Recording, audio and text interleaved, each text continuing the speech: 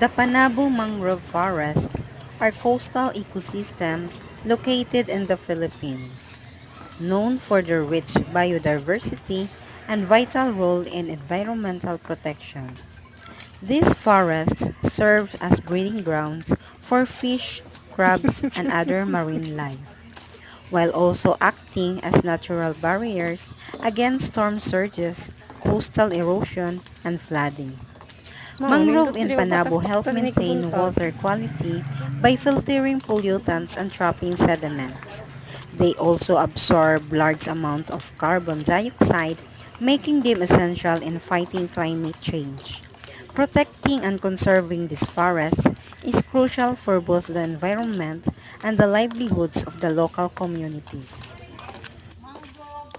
Panabo, mangrove. Mangrove Forest Lake.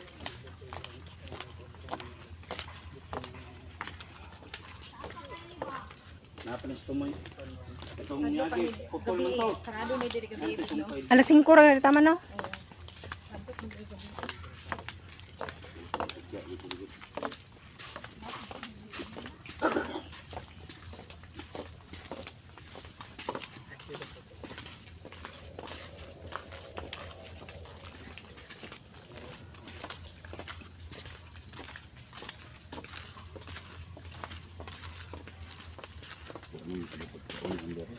Hmm. Bagay dito sa siwon. Ay, ginahanap ko to dodong maabot. Ano naman?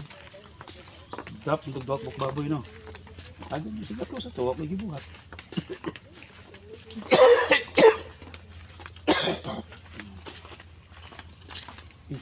Nani dalan din. Nalayo pa din no? Dalanan, nani dalan din. Dalanan na rin na. Sao na wala pa ni nahuman katong kamo. Ah, Taas na kayo, taas gyapon eh. Anak ba dito?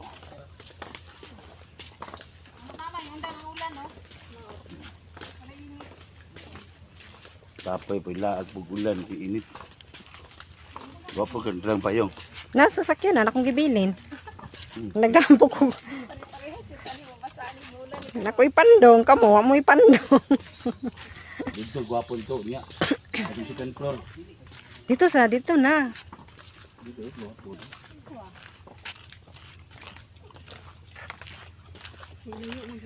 Ay kanan niya na.